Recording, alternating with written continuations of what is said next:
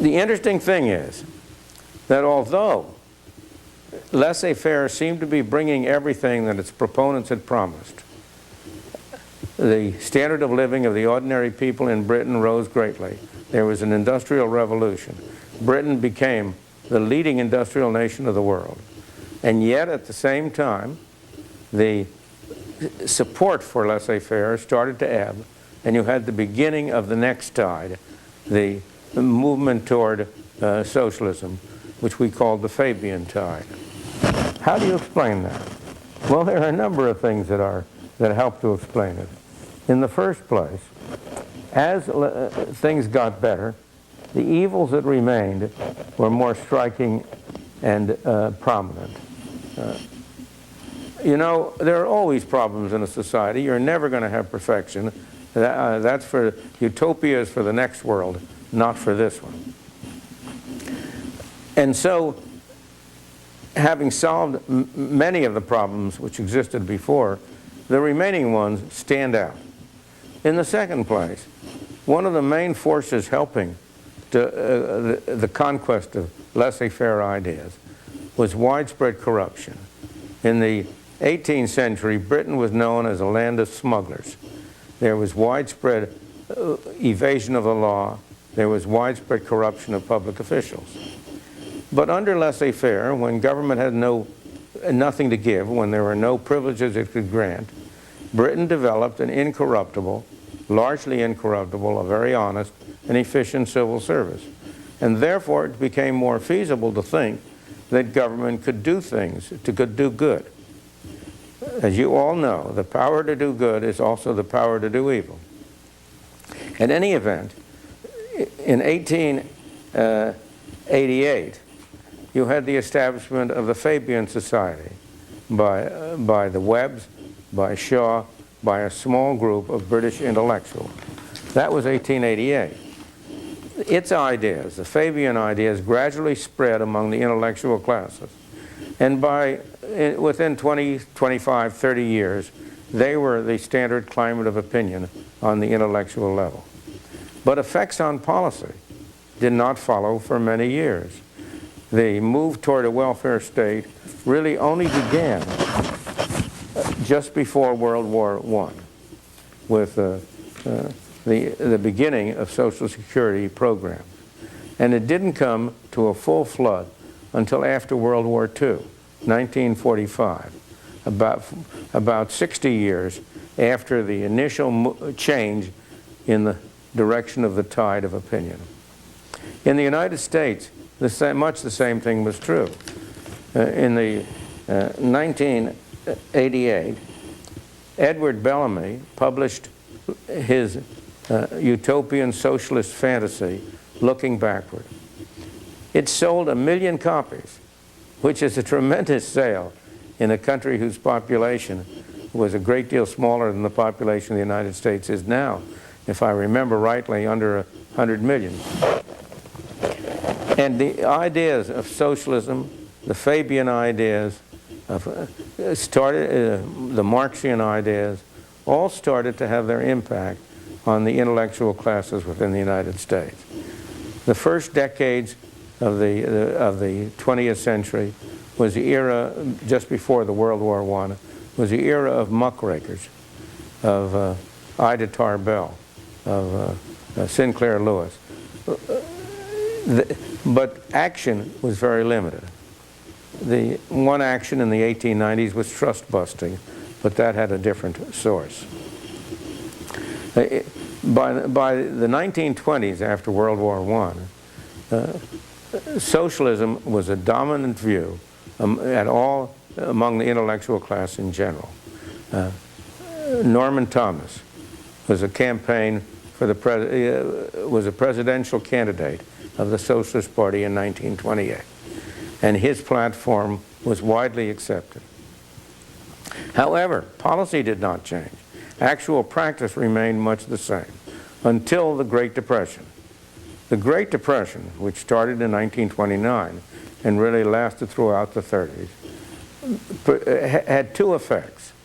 On the one hand, it converted the general public at large to the view of the intellectuals, Whereas the public at large had regarded government as a necessary evil in the relatively laissez-faire 19th and early 20th century.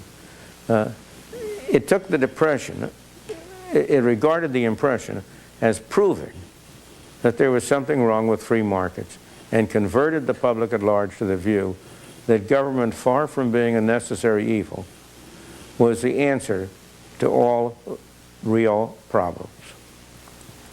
The result was the New Deal and the great growth of government, supported by public opinion.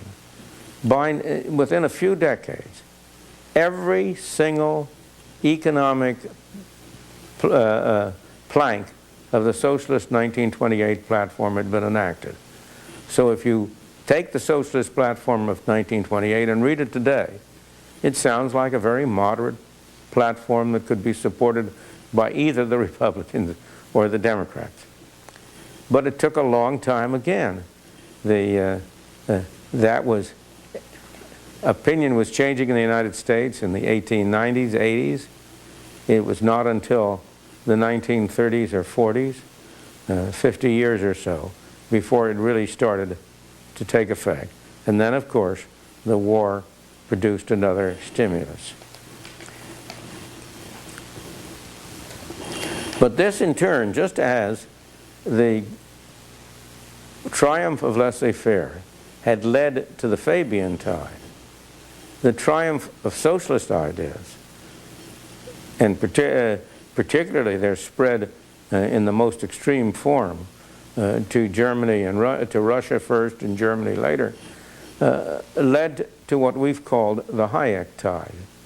Beginning with Hayek's Road to Serfdom, there started a gradual intellectual movement which gained adherents through time and has now led to the point where the overwhelming sentiment in the nation at large is in favor of free markets. And yet, as we see, the government continues to grow. But it's not an unmixed situation. The inflation, just as it took the Great Depression to change public opinion as opposed to intellectual opinion, the inflation of the 70s served very much the same function in the United States and around the world. And that was very much reinforced later by the fall of the Berlin Wall. The inflation of the 70s produced great doubts about the effectiveness of government in pursuing its objectives. The objectives of government, as you all know, are always very good. The argument is with the means and with the consequences of those means, particularly the unintended consequences of those means.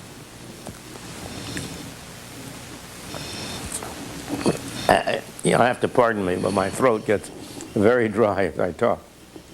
And the result, the inflation of the 70s was a major factor that led the public at large to get disaffected and led to the election of Thatcher in Britain and Reagan in the United States.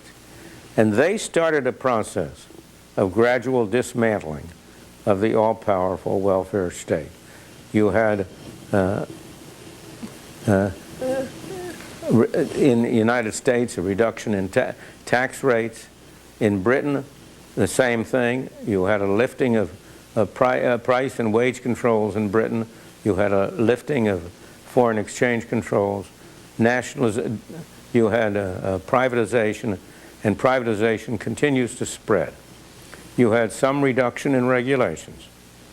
In all cases in the 1980s, both in Britain and the United States, you can say that you were really having an impact of the tide of opinion on actual practice.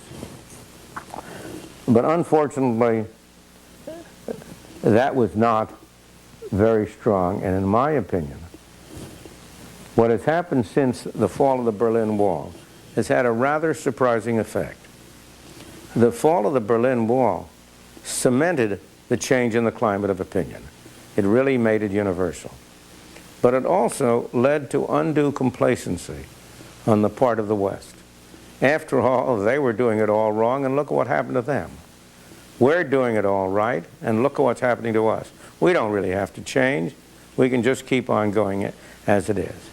As a result, the pace of movement toward greater liberalization, in the sense in which you and I would use the term liberalization, slowed down. While government did not grow as fast as it had before, it continued to grow in most of the countries, or at most to stabilize. In the United States, it stabilized. Government spending today as a fraction of income is less than it was in 1983, when the Reagan Revolution started to have its impact. In Britain, it's about the same.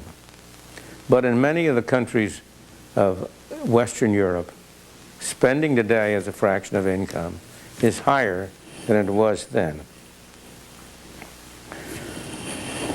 If you look at the picture worldwide, you have to add another dimension which I've left out of it altogether. As our hypothesis stressed, these tides of opinion tend to be worldwide. They are not in a single nation.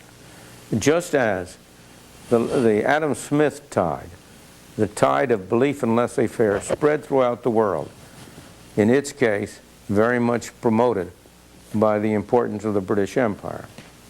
Similarly, the Fabian tide, the Marxian tide, the tide toward collectivism, toward socialism, was worldwide, leading to, in its extreme, to what happened in Russia and later in Germany.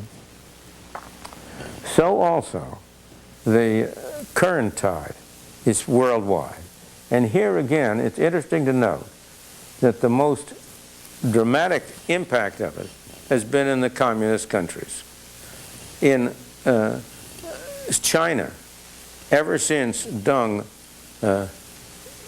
freed up agriculture in the 1970s, you have had a very strong movement toward greater and greater free markets, greater and greater private enterprise. The political structure is totalitarian. It has not changed. It is unacceptable. But there is no doubt that a conflict such as emerged in Tiananmen Square will emerge again, because what is happening on the economic front is fundamentally incompatible with the political structure. If you take the former Soviet Union, in countries like the Czech Republic, Hungary, Poland, wherever you, Latvia, Lithuania, wherever you look in that part of the world, the tide of practice and not only of opinion has changed. They are far closer to free markets than they were. They still have a way to go, of course. On the other hand, Russia itself is in chaos. But Russia will not remain in chaos. I have no doubt that we will see many changes in the future which will move in our direction. So if we look at the world as a whole, we can say that the contrast between the state of opinion on the one hand and practice on the other is part of a long-term cyclical process.